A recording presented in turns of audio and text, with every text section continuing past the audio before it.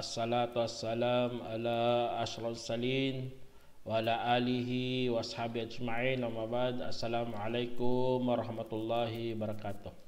Mga kapatid Islam, nandito naman po tayo para magbigay ng Islamikong pagpapayo patungkol sa tafsir.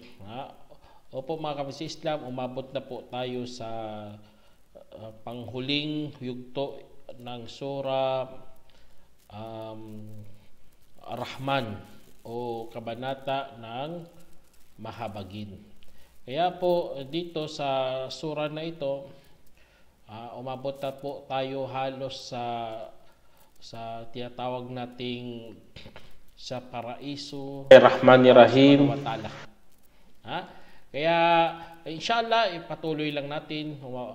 Sinabi ng Allah subhanahu wa ta'ala sa Quran, waliman khafa maqama rabbihi jannatan. A'udzubillahi minasyaitanir rajim. Waliman khafa maqama rabbihi jannatan. Sinabi ng Allah subhanahu wa ta'ala, at para sa sinumang nangamba sa kinatatayuan ng kanyang Panginoon ay magkakaroon ng dalawang halamanan. Allahu Akbar.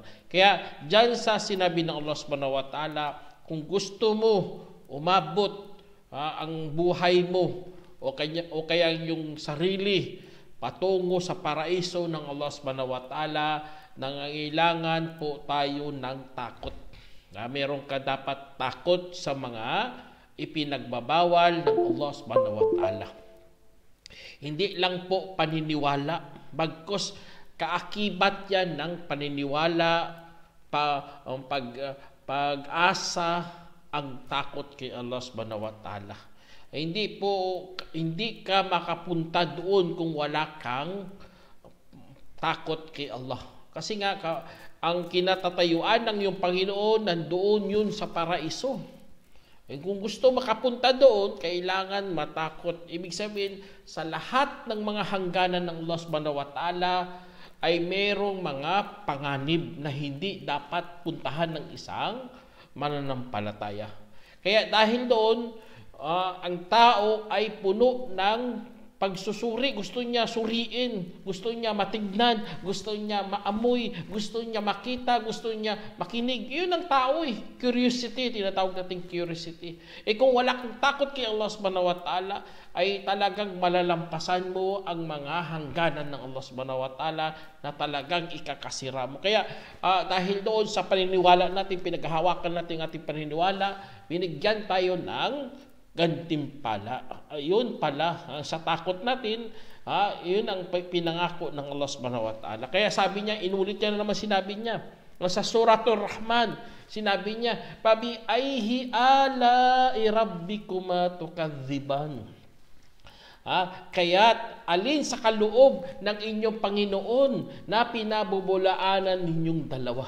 Kaya sa talatang ito mga kapatid, pinapaalalahanan ulit tayo ng Allah subhanahu wa ta'ala.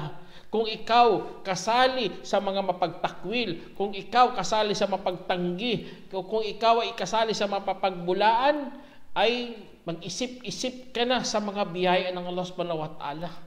Bakit mo itatanggi ang mga biyaya ng Allah?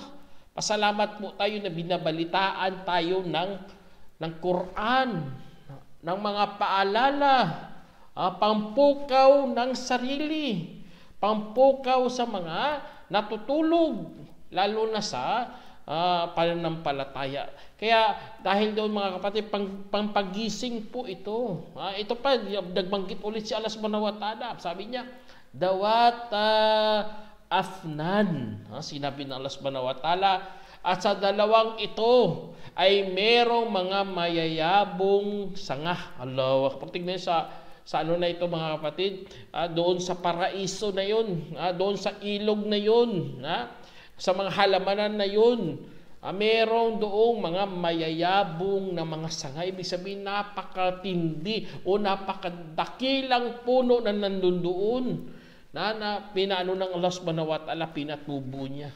Dahil doon sa sobrang yabong ng sanga. Di ba kapag tayo gusto natin mag-picnic, Pupunta tayo sa bundok, tumitingin tayo sa paligid, nakikita natin ang kapaligiran, lalo na ang kaaya-ayang puno ng mga sanga, na mayayabong sanga. Kaya napapasaya ang iyong sarili, napapabagaan ang iyong mga problema.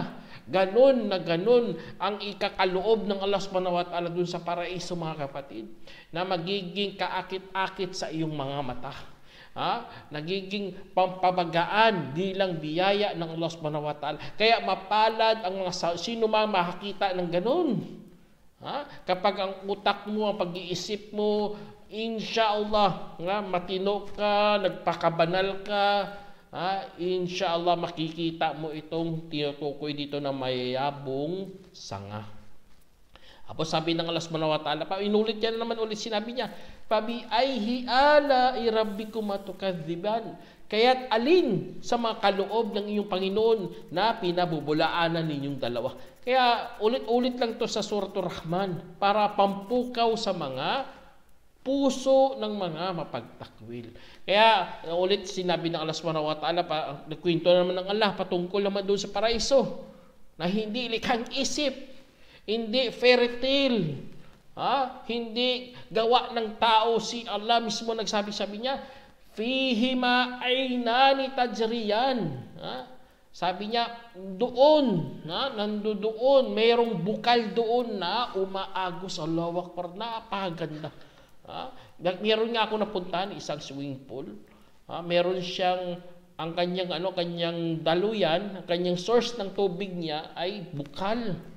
Napakaganda kasi nga wala na silang gastos, hindi polluted ang tubig. Napakaganda kasi nga bukal patuloy lang, napaka-fresh, malamig. Ganon ang ikakaloob ng Allah subhanahu wa ta'ala sa mga taga-paraiso. Bukal, mga kapatid, na umaagos doon na hindi naubos-ubos. Ganon ang regalo ng Allah subhanahu wa ta'ala. Kaya magpakabanal talaga tayo, mga kapatid. Huwag tayong magpadala sa mga shirk, lalo na parating na shirk, binibilang talaga nila. Sabi niya, 10 araw na lang, Pasko na. Kaya kung ikaw nagpakabanal, mga kapatid, insyaAllah, kasali ka dito sa pangako ng Allah subhanahu wa ta'ala na papasukin ka doon sa mayroong mga dalawang bukal na umaagos roon. Allah Akbar. Tapos sabi ng Allah subhanahu wa ta'ala ulit, "Fabi'ayhi ala'i rabbikuma tukadziban."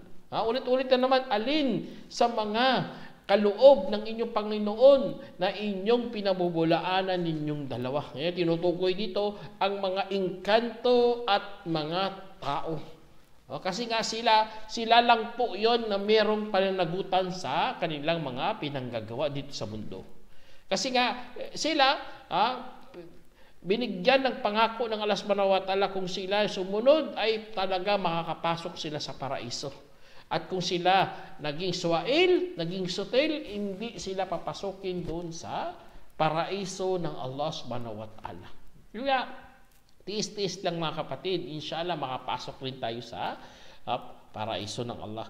Tapos sabi ng Allah subhanahu wa ta'ala dito, mga kapatid, "Fihima min kulli fakihatin zawjan." Sinabi ng Allah, at sa loob dito, sa loob doon, merong mga lahat ng prutas na magkakaparis. Lahat ng prutas na magkakaparis, mga kapatid. Dito sa mundo, alam natin saging, alam natin merong prutas, merong ubas, merong maraming alam ka na mga prutas. At alam naman natin ang prutas, merong matatamis, meron ding mapakla, meron ding hindi masarap. May mga depende. Ngunit doon sa paraiso, mga kapatid, magkapatulad lang ng mukha, magkatulad lang ng pangalan, pero nagkakaiba sa lasa. Kahit lang mapakla na prutas dito sa mundo, doon sa paraiso hindi ganun. Allahu Akbar. Ganun ang kaloob ng Allah subhanahu wa ta'ala. Pasasarapin niya lahat ng mga prutas doon. Kakainin mo. At kakain ka para ano? Para mabusog mo lamang ang iyong pagnanasa. Subhanallah. At alam naman natin mga kapatid, ang pagnanasa, walang ano yan, walang limit, walang lalim. Sobrang ano lang, ganun ang mga tao sa mga taga-paraiso. Hindi sila kumakain dahil nagugutom, hindi sila kakain dahil sila nanghihina, hindi sila kakain doon kasi naririnig nila ang kalam ng kanilang sikmura. Hindi. Ang gagawin nila, kakainin sila para mabusog lamang kanilang pagnanasa. Ganun na ganun mga kapatid, ang kaloob ng Allah subhanahu wa ta'ala. Hindi katulad din sa mundo, na kumakain tayo sa sobrang gutom, nanghihina tayo, halos hindi mo na makikita ang mga tao, halos hindi mo na magalaw-galaw ang iyong kamay. Dito yan sa mundo. Pero doon sa paraiso, pagkainin ka ng Allah subhanahu wa ta'ala dahil sa iyong pagnanasa. Subhanallah.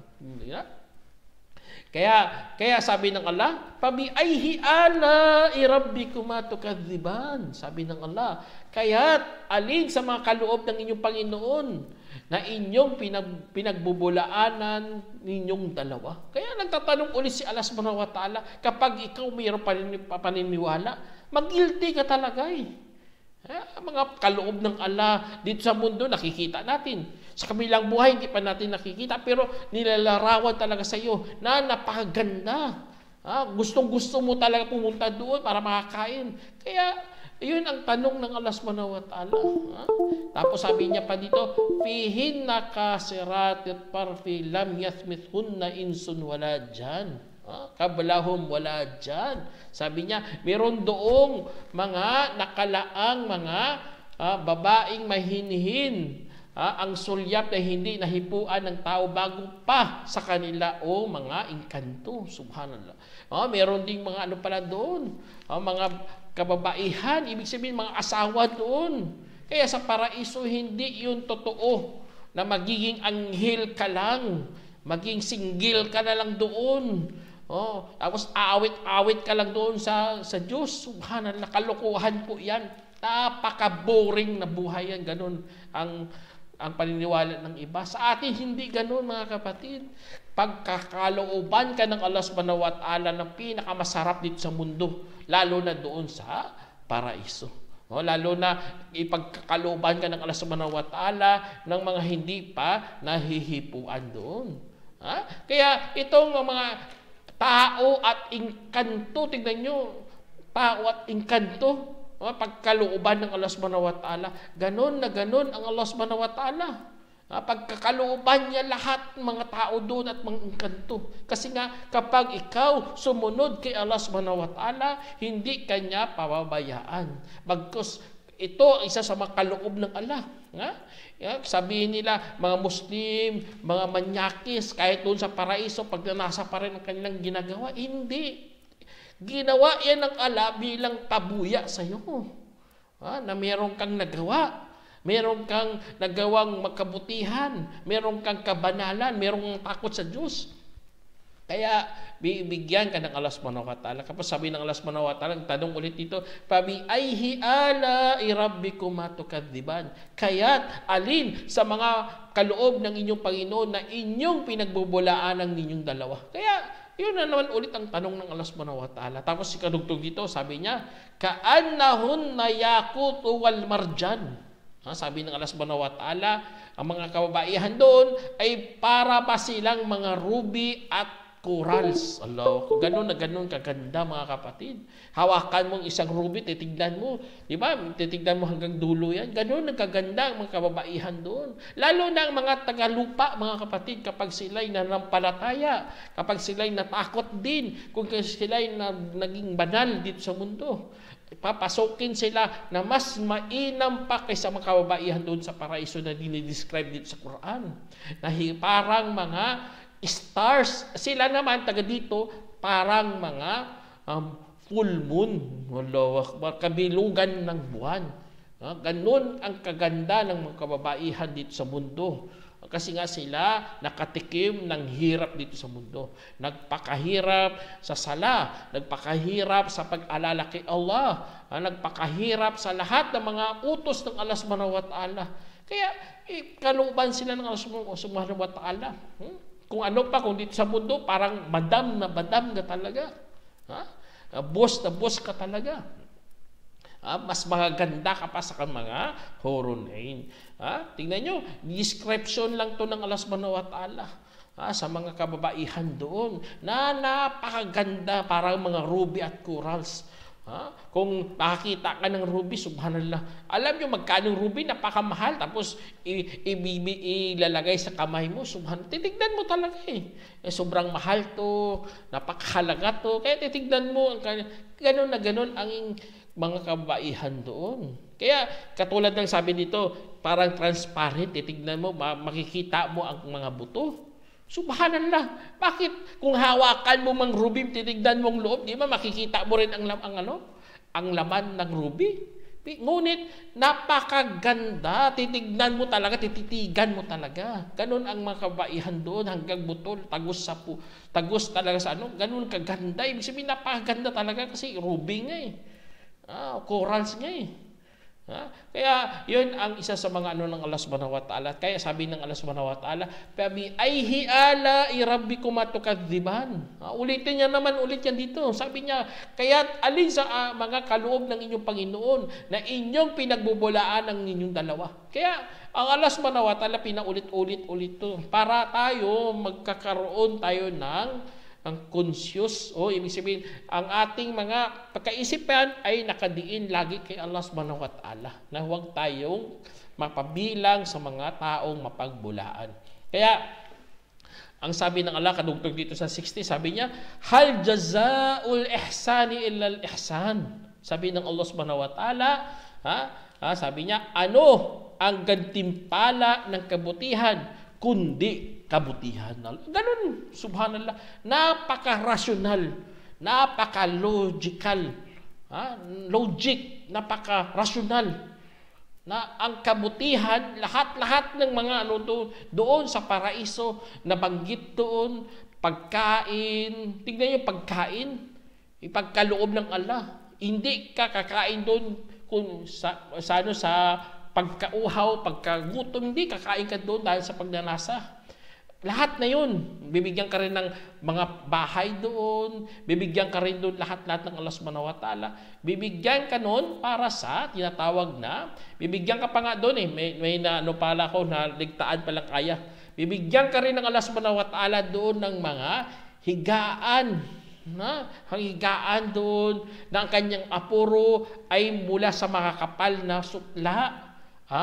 Kaya bunga doon ay kanyang maabot. Kaya ikaloob ng Allah subhanahu wa ta'ala, lahat yun dahil sa iyong mga pinanggagawang kabutihan, mga kapatid. Allahu Akbar. Ganun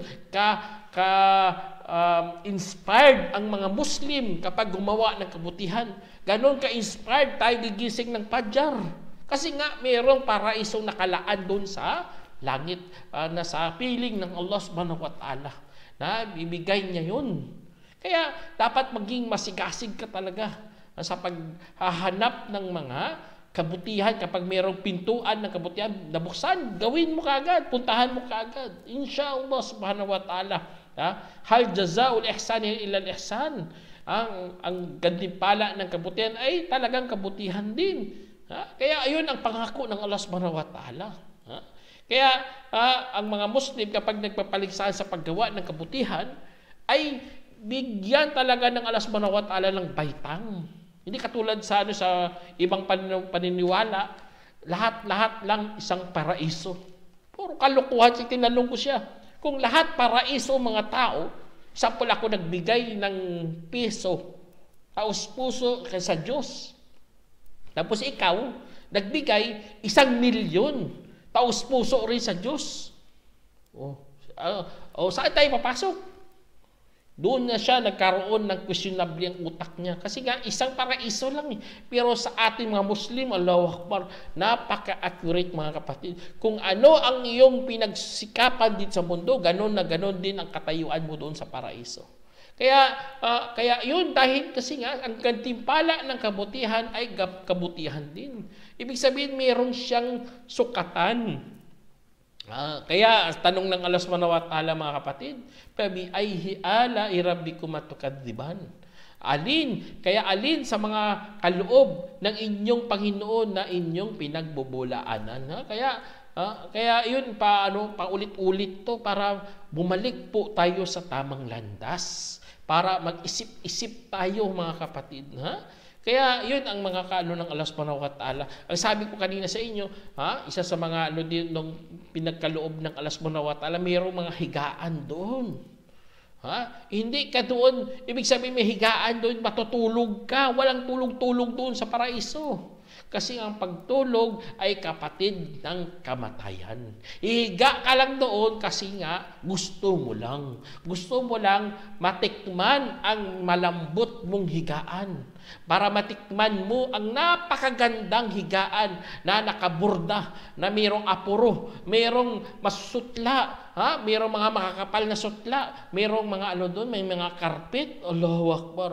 Meron nandoon din pamilya mo. Kaya subhanallah, ganun lang ang gantimpala ng Allah para maano mo ang iyong masatisfy mong sarili mo. Kasi nga ikaw nagpakabanal dito sa mundo, ay talagang bibigyan ka ng Allah subhanahu wa ta'ala ng ikakalugod mo talaga. Kaya sabi ng Allah subhanahu wa ta'ala dito, amin dunihima jannatan, sabi niya, at sa ibaba nitong dalawa ay mayroon pang dalawang halamanan, subhanallah. Lahat pala yun, mayroon pa sa ilalim, mga kapatid, na mayroon pang ibang halamanan doon. Kaya grabe talaga, example, ang bahay mo, palasyo. May mga garden ka doon. Di ba? Sa gilid may garden ka rin. Sa harap mayroon ka rin garden. Di ba? Napaganda. Lalakad-lakad ka doon araw-araw. Makikita mo doon mga bulaklak. Masusulyapan mo mga insekto. Masusulyapan mo rin mga ibon. O ano pang mga pinagkaloob ng Allah subhanahu wa ta'ala. Kaya doon sa paraiso ganun, mga kapatid, napakalaking halamanan. Mayroon pang dalawa sa ilalim yun. Kaloob ng Allah subhanahu wa ta'ala. Sabi niya, pabi ay ala irabbikumat tukadziban. Kaya alin sa mga kaloob ng inyong Panginoon na pinabulalaanan ninyong dalawa. Nagtanong ulit si Allah subhanahu wa ta'ala. Tapos sabi ng Allah subhanahu wa ta'ala dito, sabi niya, mudhammatan. Sabi niya, dalawang nangingitim na berde. Ano na naman yan? Ibig sabihin yan, ang garden mo doon, napakayabong talaga, mga kapatid. Ang nangingitim na berde sa yabong ng mga dahon. Kaya nagtanong ulit si Allah subhanahu wa ta'ala, sabi niya, "Fabi ayyi ala'i rabbikuma tukadziban?" Kaya't alin sa mga kaloob ng inyong Panginoon na inyong pinagbubulaanan ninyong dalawa? Fihima aynani nadakhatan, sabi niya, at meron doong dalawang bukal na bumubulwak. Tingnan, bumubulwak. Yun na naman sinabi ng Allah subhanahu wa ta'ala. Merong mga bukal. Meron nga akong napuntahan, isang resort, tapos meron siyang bukal, mga kapatid. Ang na yung tubig na yun, mainit, kasi hot spring. Napakaganda, hot spring. Pupo ka doon, mafe-feel mo talaga, talagang mainit ng tubig, natatanggal ang mga dead skin mo, feeling social ka talaga. Kung gano'n ay kaloob ng Allah subhanahu wa ta'ala sa'yo doon, mayroong bukal doon. Pupuntahan mo talaga. Titignan mo talaga, hahawakan mo talaga, iinom ka talaga. Ganon na ganon, mga tao, mga kapatid, ganon na ganon din gagawin mo sa paraiso. Ibig sabihin, kapag may nagsawa ka doon, mayroong dadalhin ka talaga sa ikakabuti mo. Kasi maraming gawain, maraming aliwan, maraming pupuntahan, at wala kang mararamdaman na mga pananagutan. Wala kang iniisip. Iisipin mo, kikita ka, dapat may pera ka para bukas. Wala na. Ganon ang ingano ng Allah subhanahu wa ta'ala. Ikakaloob niya doon. Kaya kahit anong gawin mo doon, malaya ka. Kasi nga, yun ang ikaloob ng Allah subhanahu wa ta'ala. Pihima, sabi niya, "Fabi ayyi ala'i rabbikuma tukadziban?" Ulit na naman ng Allah. Kaya't alin sa mga kaloob ng inyong Panginoon na pinagbubulaanan ninyong dalawa. Sabi ng Allah subhanahu wa ta'ala, "Fihima fakihatun wa nakhlun wa rumman." Sabi ng Allah subhanahu wa ta'ala, meron doong mga bunga at datilis at granada. Allahu Akbar. Tingnan nyo, mga prutas na alam natin. Ngunit hindi natin na maalam anong lasa. Kasi nga Allah subhanahu wa ta'ala itinago niya ang paraiso na walang mga mata nakakita, na walang tenga nakakarinig, o kaya wala man lang napunta sa puso o naisip ng puso. Ganun ang paraiso ng Allah subhanahu wa ta'ala. Kaya nagtanong ulit ang Allah, pabiayhi ala rabbikuma tukadiban. Allahu Akbar. Kaya tanong na naman ng Allah, ulit lang. Sabi niya ulit, fihinna khairatun hasan. Sabi niya, meron doong mga maiinam at magaganda. Allahu Akbar. Doon sa paraiso mga kapatid, maiinam at magaganda. Kaya alin sa mga kaloob ng inyong Panginoon na inyong pinagbubulaanan. Tapos sabi niya dito, hurum maksuratun fil khiyam. At meron doon hurun ain. Sabi doon, na nakalaan sa mga tulda. Allahu Akbar, may bahay ka pa, mayroon pang ang tulda. Subhanallah, may tulda pa doon, mga tin. Pupuntahan mo rin doon kasi mayroon kang asawa doon. Tapos sabi ng Allah, "Fabiayhi ala rabbikuma tukadziban." Kaya't alin sa mga kaloob ng inyong Panginoon na inyong pinagbubulaanan, lam yathmithunna insun qablahum wala jan. At hindi sila, mga asawa doon, hindi sila nahihipuan ng tao bago pa sa kanila at mga engkanto. Tapos nagtanong ulit si Allah subhanahu wa ta'ala, "Fabiayhi ala rabbikuma tukadziban." Kaya alin sa mga kaloob ng inyong Panginoon na inyong pinagbubulaanan. Allahu Akbar. Muttaqina ala rafrafin wa khudrin wa akarihin hasan. Sinabi ng Allah subhanahu wa ta'ala, nakasandal sila sa berdeng unan at mga gandang pinong karpet. Allahu Akbar. Ang dating mo talaga mayaman na mayaman. Meron nga ako nakita sa Niyom, magbakasyon ka doon may tubig. Isang gabi, isang gabi. Napakamahal, 14,000. Isang gabi lang. Kaya kung mayaman ka, siyempre gustong pumunta doon kasi na-curious ka, napakaganda ng lugar. Subhanallah, sa paraiso pa kaya. Sa paraiso, napakaganda. Nakasandal ka doon sa berdeng unan. Maraming unan Siyempre, kukuha ka talaga. Ilalagay mo sa likod mo. Tapos pa-relax ka. Titignan mo lang paligid. Pagmasdan mo talagang kapaligiran sa sobrang ganda. Sa simoy ng hangin. Sa sikat na hindi naman nakakasakit. Hindi naman malamig.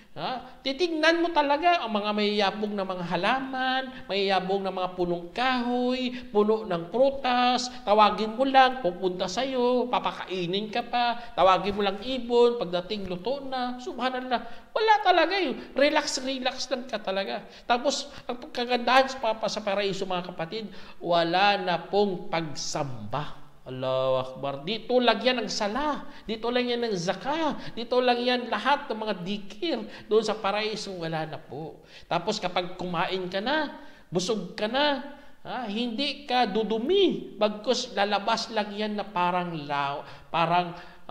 pawis. At ang pawis na yun ay magiging pabango. Allahu Akbar. Ganun na ganun ang biyaya ng Allah. Ibig sabihin, ang kanyang 99% na awa mga kapatid na iniwan doon sa paraiso ay ipagkaloob talaga doon pala sa paraiso. Kaya napakaan mo na talaga. Kaya nagtanong si Allah subhanahu wa ta'ala dito, "Pabiayhi ala rabbikuma tukadziban." Kaya't alin sa mga biyaya ng inyong Panginoon na inyong pinagbubulaanan ninyong dalawa. Kaya mga engkanto at mga tao, wala ka talaga masagot Kasi nga nandyan lahat mga kaloob ng Allah subhanahu wa ta'ala. Kaya sabi ng Allah kadugtong dito, "Tabarakasmu rabbikal dzil jalali wal ikram." Sabi ng Allah subhanahu wa ta'ala sa panghuli dito mga kapatid, mapalad ang Panginoon ng inyong Panginoon, ang may-ari ng kamaharlikaan at pagpaparangal.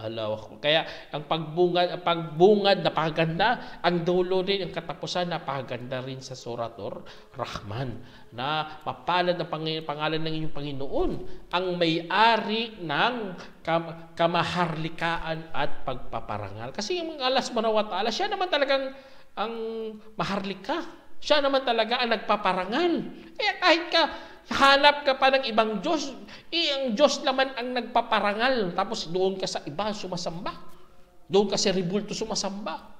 Doon ka sa mga hindi kilala, doon ka sumasamba, subhanallah. O sa tao, o kaya sa sarili mo. Hindi mo naman kaya magbigay ng parangal. Sa Diyos lang ang pagsamba. Kaya inshallah, sana meron kayong napulot ang aral mga kapatid. Hanggang dito na lang. Assalamualaikum warahmatullahi wabarakatuh.